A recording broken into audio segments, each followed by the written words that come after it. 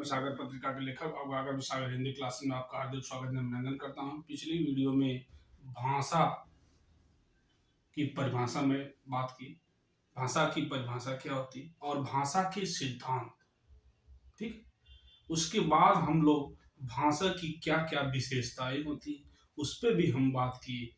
आज भाषा का दूसरा भाग लेकर उपस्थित हूँ कि भाषा के क्या कितने प्रकार होते हैं और भाषा के क्या क्या स्वरूप होते हैं, आज उस पे बात हम करेंगे। उस बात को जानने से पहले मैं एक मोटिवेशनल और प्रेरणा युक्त बातें बताना चाहता हूँ कि इंतजार करने वाले को सिर्फ उतना ही मिलता है जितना कोशिश करने वाले छोड़ देते हैं। तो आप इंतजार मत करिए, कोशिश करिए, प्रयास करिए और सफलता एक दिन जरूर मिलेगी। यह इसी कोटेशन के साथ आगे मैं स्टार्ट करता हूं कि जो भाषा भाषा के प्रकार, भाषा के कितने प्रकार। तो भाषा के मुख्य दो प्रकार हैं। भाषा के मुख्य दो प्रकार, एक मौखिक भाषा,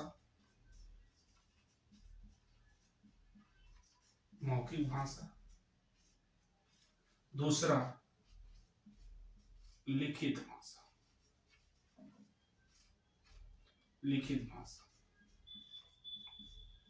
यह भाषा के मुख्य दो प्रकार, लेकिन एक बताया जाता है कि भाषा का तीसरा पार्ट भी है जिसको हम सांकेतिक भाषा भी कहते हैं। सांकेतिक भाषा ये आपका लिखित भाषा होगा। लिखित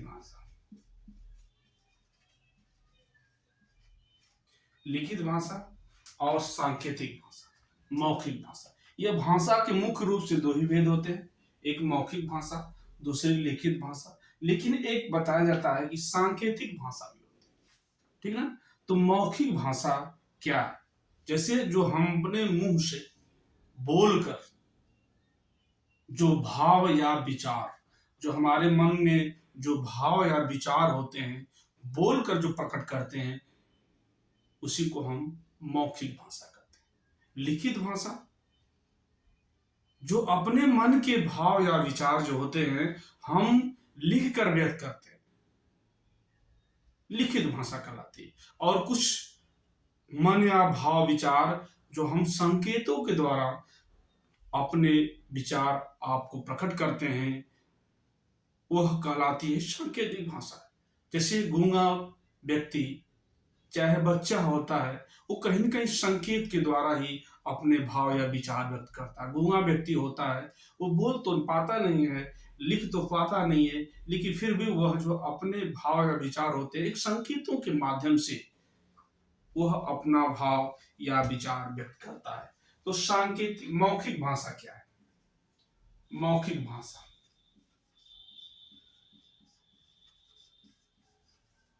मौखिक भाषा जब मनुष्य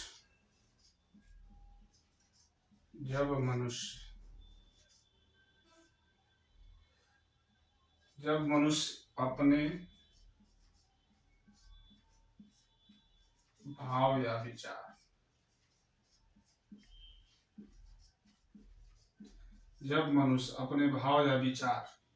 जब मनुष्य अपने भाव या विचार बोलकर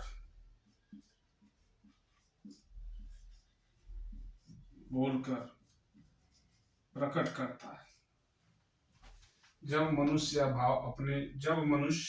अपने भाव या विचार बोलकर प्रकट करता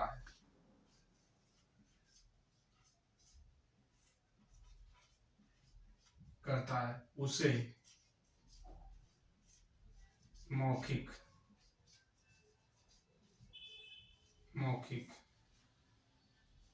भाषा कहते हैं।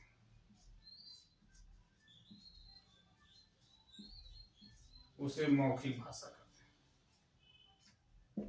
जैसे जो हमारे मन के भाव या विचार है, हम बोलकर प्रकट करते हैं, उसी को हम क्या करते हैं, यह आपकी मौखिक भाषा कहलाती है।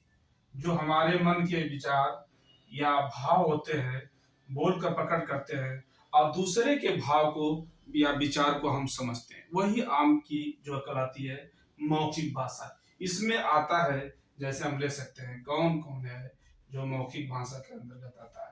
इसमें हम मौखिक भाषा के अंतर्गत लेते हैं बातचीत,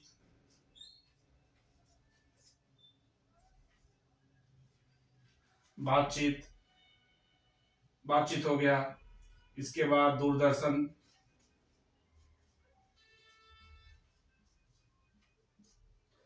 दूरदर्शन की बातचीत,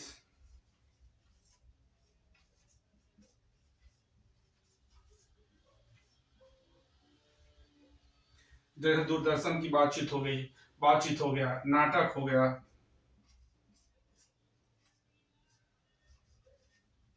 निबंध हो गया, आदि। ठीक है।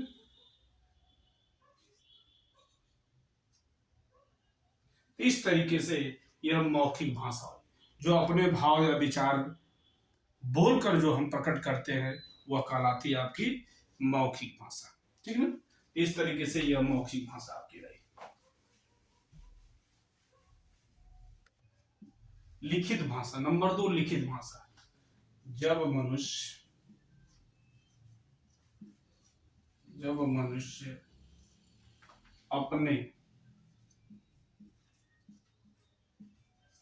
अपने मन के भाव या विचार,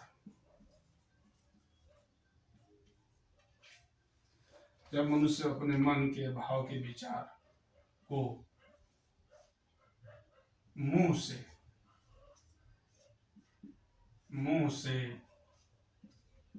न बोलकर, मुंह से न बोलकर लिखकर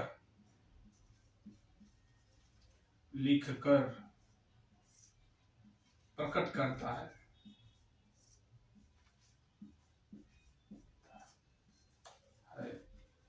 उसे लिखित भाषा कहते हैं। लिखित भाषा कहते हैं। जैसे लिखित भाषा कहते हैं,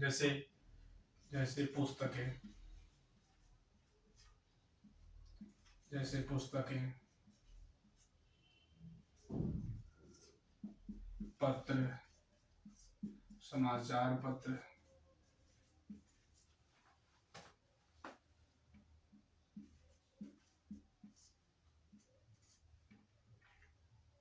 आदि। ध्यान दीजिए, ये बात जो लिखित भाषा कह रही है कि जो हमारे मन के भाव या विचार होते हैं, वो हम बोल कर नहीं, बल्कि हम उसको लिख कर व्यक्त करते हैं। जैसे हम पत्र लिखते हैं, तो पत्र में कहीं कहीं हम बोलते नहीं, बल्कि उसमें अपने जो भाव या विचार होते हैं, उसमें हम लिखते हैं, जो सामने वाला पढ़ करके हमारे मन या भाव या विचार को क्या कर लेता है, समझ जाता है। ठीक है। जैसे पुस्तकें हैं, पुस्तकें में कवि जो होता है, चाहे लेखक होता है, कहीं न कहीं उसके मन या भाव या विचार होते हैं, जो उस किताब के माध्यम से, पुस्तक के माध्यम से वह अपने भाव या व्यक्त को विचार या भाव को व्यक्त करता है। ठीक है। जैसे समाचार पत्र होते हैं, तो तमाम जो ये चीजें हैं, वह लिखित भाषा के अंतर्गत आती हैं। जो मनुष्य, चाहे हमारे भाषा क्या है, हमारे मन या भाव के विचार है, जो हम दूसरे के भाव को प्रकट करते हैं और दूसरे के भाव या विचार को समझ सकते हैं। ठीक वही चीज यहाँ लिखित है, जो लिख के हम अपने भाव या विचार को प्रकट करते हैं, वो लिखित भाषा कहलाती है। जैसे पुस्तक हो गया। नंबर 3 आपका आता है सांकेतिक भाषा।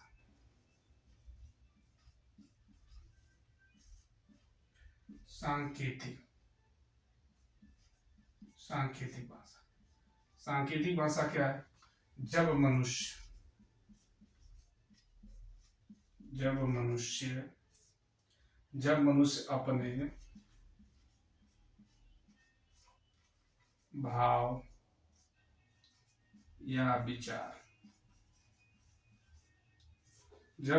अपने भाव या विचार संकेत द्वारा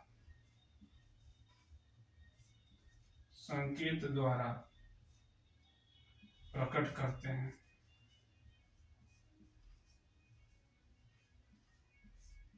संकेत द्वारा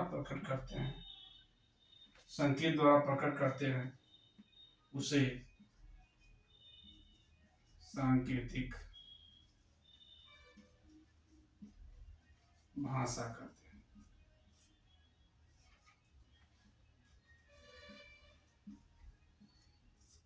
सांकेतिक भाषा कहते हैं, ठीक है।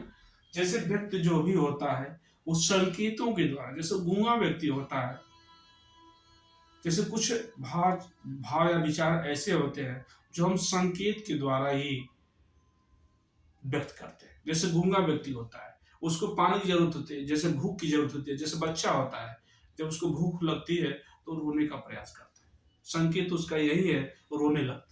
ठीक वैसे ही जैसे गूंगा व्यक्ति होता है, उसको जब भूख लगती है करता है, उस तरह से अपना संकेत बताता है कि हमको भूख लगी है। उसको पेट में है तो अपना पेट सुलाता लाता है, सला करके बताता है। तो ये संकेत है। संकेत के माध्यम से क्या करता है? अपने भाव या विचार को क्या करता है? व्यक्त करता है। तो ठीक यह आपकी जो भाषा है, लेकिन भाषा के जो प्रकार है वो मुख्य रूप से दो ही माने जाते हैं, एक सांकेतिक भाषा, दूसरी लिखित भाषा। देखिए, एक अतिरिक्त भाषा के रूप में ये जोड़ा गया है। जैसे अलंकार होते हैं, अलंकार के तीन मुख्य रूप से दो ही भेद होते हैं, शब्द अलंकार, अर्थ अलंकार। लेकिन एक तीसरा अलंकार भी जोड़ा जाता है जिसको वह अलंकार। ठीक वैसे ही कंडीशन यहाँ पर भी है, जो मुख्य रूप से दो ही भाषा है, लेकिन तीसरा भी जोड़ दिया गया है जिसको कहते हैं सांकेतिक भाषा।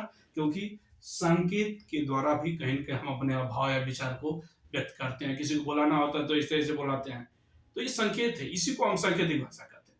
बोल नहीं पाते हैं, बोलते नहीं हैं, फिर भी हम ऐसे ऐसे बुलाते हैं, चक्कर मना करते हैं, मान जा। तो ये क्या है? ये सांकेतिक भाषा है। ठीक, ये आपकी भाषा के प्रकार आपके सामने है। भाषा के विविध रूप, ठीक है। भाषा की जो विविध रूप होते हैं निम्न प्रकार के, देखिए।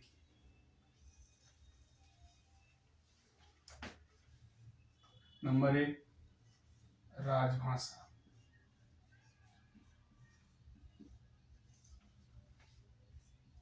राष्ट्रभाषा।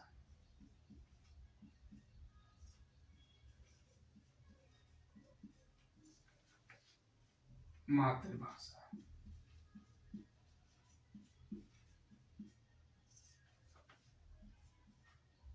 मानक भाषा।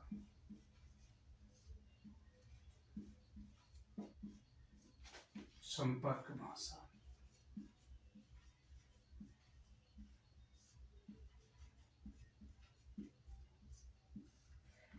हिंदुस्तानी भाषा।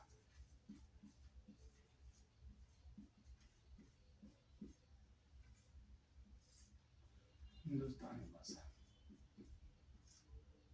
ठीक है।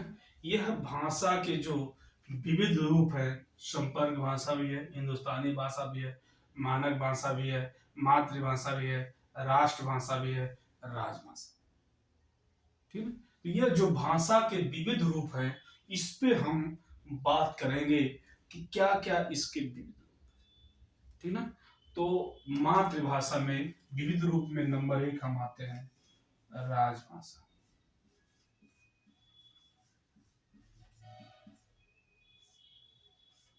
राजभाषा यह किसे कहते हैं?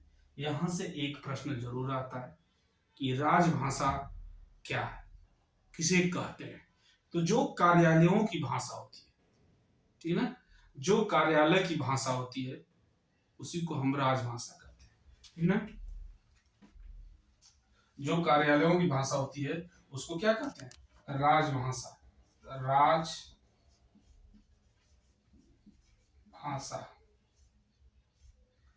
का अभिप्राय, राजभाषा का अभिप्राय कार्यालयों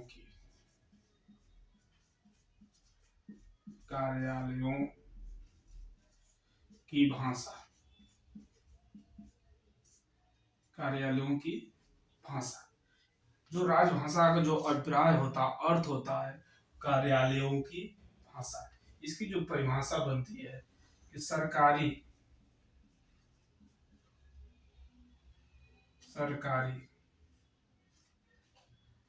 कार्यालयों में, सरकारी कार्यालयों में प्रयुक्त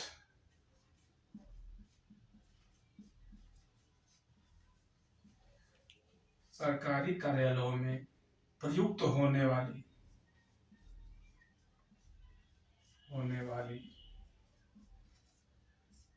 भाषा राजभाषा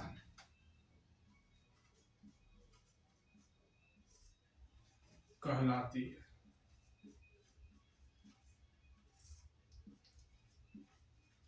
सरकारी कार्यालयों में जो भी भाषा प्रयुक्त होती है उसको हम क्या कहते हैं? राजभाषा कहते हैं। इसका जो अभिप्राय ही होता है कार्यालयों की भाषा। तो जो सरकारी कार्यालयों में जो भाषा प्रयुक्त की जाती है उसी को हम क्या कहते हैं? राजभाषा कहते हैं। ठीक ना? यह आपकी डेफिनेशन रही। सरकारी कार्यालयों में प्रयुक्त होने वाली भाषा क्या कहलाती है? राजभाषा कहलाती है। एक महत्वपूर्ण बात जो परीक्षा में पूछी जाती है कि भारतीय संविधान में राजभाषा को दर्जा, क्योंकि हमारी जो हिंदी है वो राष्ट्रभाषा नहीं, इस बात को विशेष ध्यान रखिएगा। लोग हिंदी को राष्ट्रभाषा कहते हैं, नहीं, ये गलत है। क्योंकि हिंदी को राष्ट्रभाषा नहीं बल्कि राजभाषा का दर्जा मिला था। जिसको दर्जा मिला था उसको तो समय था 14 सितंबर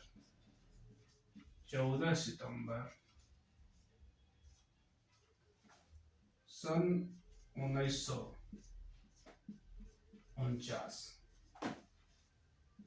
14 सितंबर सन 1949 ईस्वी को संविधान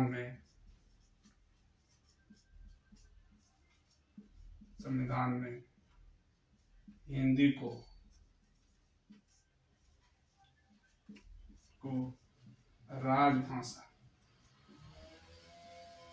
राजभाषा का दर्जा मिला।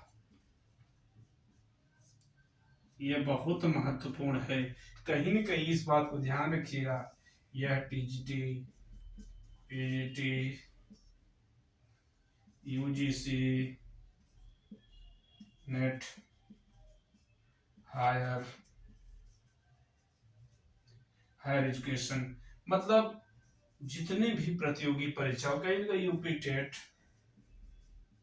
सुपर टेट में यह जरूर प्रश्न पूछा जाता है कि हिंदी को राजभाषा का दर्जा कब प्राप्त हुआ था। तो इस बात को ध्यान रखिएगा, हिंदी को राजभाषा का दर्जा 14 सितंबर सन 1949 ईस्वी को प्राप्त हुआ था। ठीक ना? अब अगला प्रश्न जो महत्वपूर्ण कि भारतीय संविधान में राजभाषा आयोग का गठन या राजभाषा आयोग का वर्णन किस अनुच्छेद में किया गया? तो भारतीय संविधान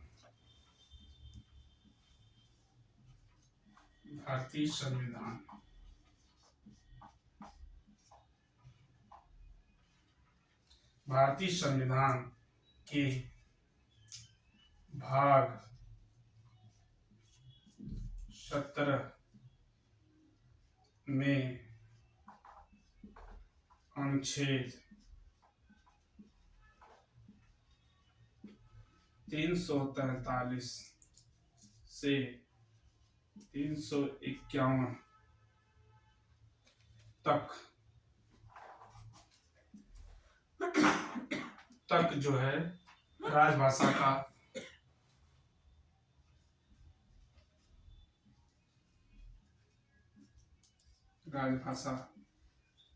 का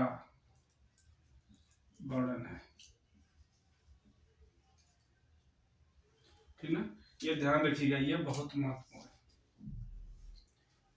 कि हिंदी को जो है किस अनुच्छेद तक कहते हैं। ये तो आपका भारतीय संविधान के भाग 17 में अनुच्छेद 343 से 51 तक जो है राजभाषा का वर्णन किया गया। ठीक है ना। तो यह आपकी जो राजभाषा है क्या है, जो भी सरकारी कार्यालयों में जो हिंदी प्रयोग की जाती है, चाहे जो भी सरकारी कार्यालय में जो भी भाषा प्रयोग की जाती है, उसी को हम क्या कहते हैं, राजभाषा कहते हैं।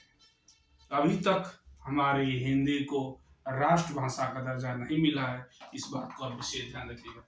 ठीक ना। इस तरीके से आपका यह आपका राजभाषा हुआ।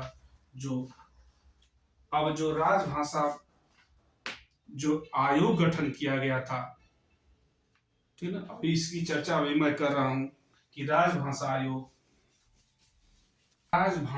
चूंकि राजभाषा की बात चल रही थी तो इसमें एक पॉइंट और भी आता है कि राजभाषा आयोग।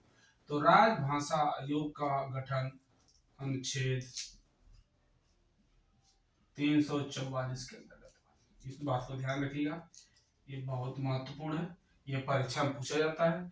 अब इसका गठन, आखिर राजभाषा आयोग का गठन कब किया गया था? तो राजभाषा आयोग का गठन जो था 7 जून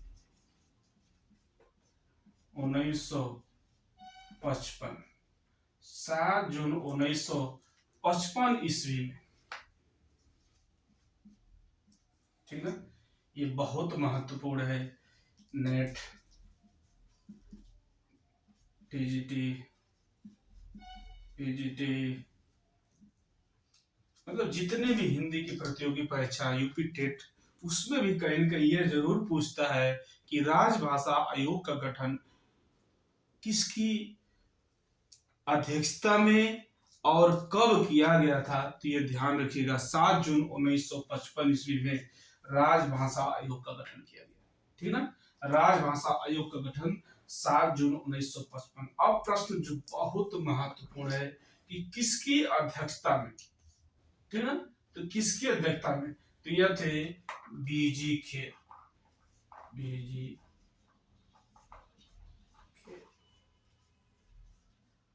बीजी खेर की अध्यक्षता में, ठीक ना, राजभाषा आयोग का गठन किया गया था। यह कई बार जितने भी प्रतियोगी परीक्षा होती हैं, वो जरूर यहाँ से एक प्रश्न पूछा जाता है कि किसकी अध्यक्षता में, ठीक है, किसकी अध्यक्षता में राजभाषा आयोग का गठन किया गया था। तो यह बीजी खेर, बाल गंगाधर, जिसको बीजी खेर की अध्यक्षता में इसका गठन किया गया था। अब इन्होंने जो गठन किया था, उस समय जो राष्ट्रपति थे, जिसका नाम था डॉक्टर राजेंद्र प्रसाद,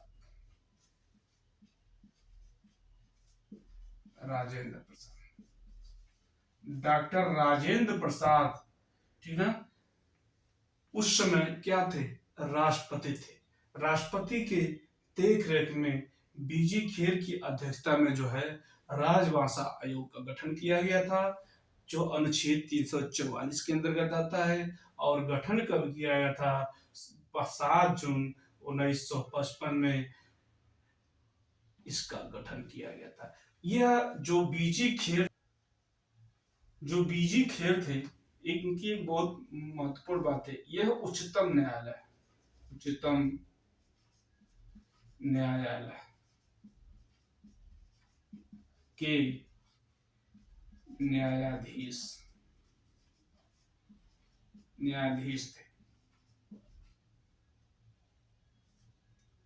उच्चतम न्यायालय के क्या थे? न्यायाधीश थे। कौन? बीजी खेर। और उसमें राष्ट्रपति कौन था? तत्कालीन राष्ट्रपति कौन थे? डॉक्टर राजेंद्र प्रसाद। उनकी देख रेख में, उनकी अध्यक्षता कौन किया था? बीजी खेर। बीजी खेर की अध्यक्षता में 7 जून 1955 ईस्वी में अनुच्छेद 344 के अंतर्गत राजभाषा आयोग का गठन किया गया था, जिसमें कुल कितने सदस्य थे? 21 सदस्य थे। ध्यान रखिएगा, यह महत्वपूर्ण है थोड़ा, लेकिन सबसे ज्यादा महत्वपूर्ण यह आपका कि राजभाषा आयोग का गठन किसकी अध्यक्षता में किया गया था। तो उसका अध्यक्ष कौन था? बीजी खेर। और राजभाषा आयोग का गठन कब किया गया था? तो तो 7 जून 1955 को। और किस अनुच्छेद के अंतर्गत किया गया था? तो अनुच्छेद 344 के अंतर्गत यह राजभाषा आयोग का गठन किया गया था। ठीक है। अगला उसका प्रकार है जो स्वरूप था वो राष्ट्रभाषा। राष्ट्रभाषा किसे कहते हैं? तो जिस भाषा का प्रयोग जिस भाषा का प्रयोग अधिक जिस भाषा का प्रयोग अधिक से अधिक जिस भाषा का प्रयोग अधिक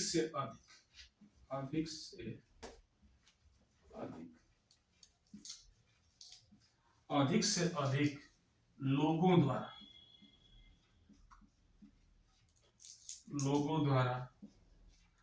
द्वारा बोली